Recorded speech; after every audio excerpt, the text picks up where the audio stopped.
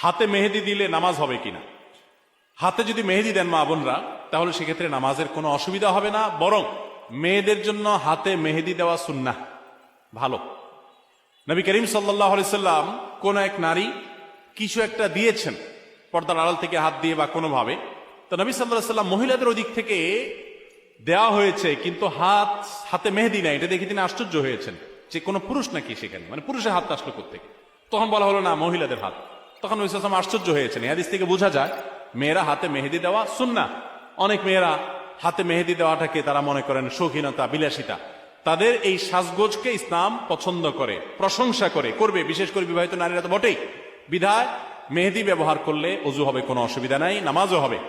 এমনকি আর্টিফিশিয়াল মেহেদি যেগুলো বাজারে পাওয়া যায়, টিউব মেহেদি বলা হয়, এগুলো দিলেও অজু হবে। এগুলো দেওয়ার ফলে অনেকে মনে করেন অজু হবে না, কারণ এগুলো দেওয়ার ফলে অনেক সময় এই মেহেদিগুলো খসে খসে পড়ে, চামড়া খসে পড়ার মতো। তো এটা আসলে চামড়া খসে পড়া না, এটা চামড়ার উপর আলাদা কোনো আবরণ বা স্তর সৃষ্টি করে না, বরং এক ধরনের কেমিক্যাল থাকে অ্যাসিডের মতো। এটার কারণে চামড়ার উপরে সূক্ষ্ম লেয়ারটা, যেখানে বেশি মেডিসিন পড়ে সেখানে একটু খসে পড়ে। এর কারণে আলাদা লেয়ার যেহেতু হয় না, অতএব এগুলো দিলে অজু হবে, নামাজও হবে। মেহেদি ব্যবহার করতে পারেন, কোনো অসুবিধা নেই। এবং মেহেদি চুলেও ব্যবহার করা যায়, পায়ে চাইলে পায়েও মেহেদি ব্যবহার করা যায়। অনেকে বলে না, যেই মেহেদি দাড়িতে চুলে ব্যবহার করা হয়েছে, নবী সাল্লাল্লাহু আলাইহি সাল্লামের সুন্নাহ যেটি আপনার দাড়ি চুলকে সাদা হয়ে গেলে সেটাকে অন্য কালারে, মেহেদির কালার ইত্যাদিতে পরিবর্তন করার নির্দেশ তিনি করেছেন, তাহলে সেটা কিভাবে আমরা পায়ে দিতে পারি? অনেকে বলেন এটা একেবারে অযৌক্তিক কথা এবং শরীয়ত কথা, এটা নিষেধ করে না যে পায়ে মেহেদি দেওয়া যাবে না, পায়েও মেহেদি দিতে পারেন। এবং যারা মনে করেন যে দাড়িতে চুলে ব্যবহার করে যে জিনিস, সেই জিনিস পায়ে দেওয়া যায় না, তো তেলও তো দাড়িতে চুলে মানুষ ব্যবহার করে, তো তেল পায়ে দেন কিভাবে? তো এটা যেরকম পারেন মেহেদিও একইভাবে দিতে পারবেন।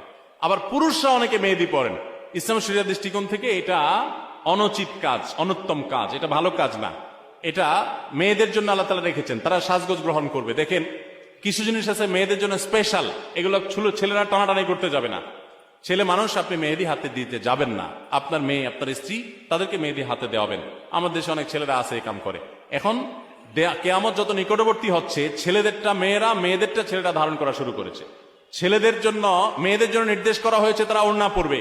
এখনো আজকাল বাজারে যে সমস্ত পাওয়া যায় মেয়েদের, অনেক জামার সাথে ওড়না পাওয়া যায় না, ওড়না মেয়েরা পড়তে চায় না, বরং পাঞ্জাবির সাথে এখন ছেলেদের একটা ওড়না দেওয়া হয়, আছে না নাই? তো এগুলো কিয়ামতের লক্ষণ।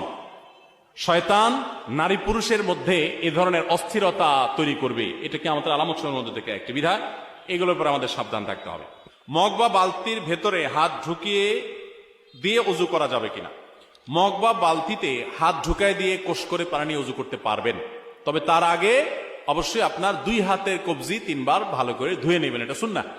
নবী করিম সাল্লাল্লাহু আলাইহি সাল্লামের নির্দেশ না এটা। ইসলাম সবচেয়ে বেশি আমাদেরকে সভ্যতা শিখিয়েছে, ভদ্রতা শিখিয়েছে, আমাদেরকে স্বাস্থ্যের প্রতি সচেতন হতে শিখিয়েছে। এই জন্য আমরা যখন কুলি করব, তো আমার হাতে জীবাণু থাকতে পারে, ময়লা থাকতে পারে, ইসলাম শিখিয়েছে আগে কবজি পর্যন্ত 2 হাত ভালো করে ধুয়ে নাও, এরপর তুমি কুলি করো।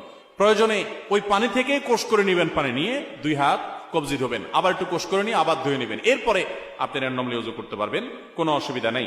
মগ বা বালতি বা কোনো কিছু থেকে হাতের কোষ করে উজু করতে কোনো সমস্যা নেই। আমার মেয়ে হাফেজা করার উদ্দেশ্য করেছিলাম, 13 পারা মুখস্থ করেছে, তার বয়স 13 বছর, কিন্তু সে পড়তে চায়, তার মুখস্থ হয় না, তার জন্য কি করতে পারি? দেখুন, স্মৃতি শক্তি আল্লাহ রাব্বুল আলামিন সবাইকে সমান দেন না। যদি দেখেন যে বাচ্চার উপরে অনেক বেশি জুলুম হয়ে যাচ্ছে, সে কোনোভাবেই পারছে না, তো প্রয়োজনে যে 13 পারা মুখস্থ করেছে এই 13 পারাই সে ইয়াদ রাখবে, নামাজের মধ্যে বেশি বেশি করে পড়বে, এবং চাপ দিয়ে যে কোনো ভাবে তার কাছ থেকে পুরা 30 পারা কোরআনই হাফেজ বানাইতে হবে। বিশেষ করে হাফেজা বানাতে গিয়ে তাকে যদি জুলুম হয়ে যায়, জুলুম করতে হয়, তো সেটা করতে যাবেন না। আর এমনিতে স্মৃতিশক্তি বাড়ানোর জন্য কিছু পলিসি আছে, যেমন রাতে বেশি জেগে থাকা যাবে না, রাতে তাড়াতাড়ি ঘুমাইতে হবে, ভোর রাতে উঠে পড়বেন, তখন মুখস্থ অনেক ভালো হয়। ঠিক একইভাবে আবার দুপুরে কায়রুলা করে তার আগে পরে পড়ালেখা করলে মুখস্থ অনেক ভালো হয়। হেফজখানার এই সিস্টেমের কারণে হেফজখানার ছাত্রদের হেফজ করা অনেক সহজ হয়, অতএব সেই পদ্ধতিগুলো অবলম্বন করতে পারেন। এবং পড়ার শুরুতে আল্লাহর নাম নিয়ে, আল্লাহর কাছে সাহায্য চেয়ে তারপরে শুরু করবেন, ইনশাআল্লাহ বিদিন আল্লাহ তাআলা সাহায্য করবেন।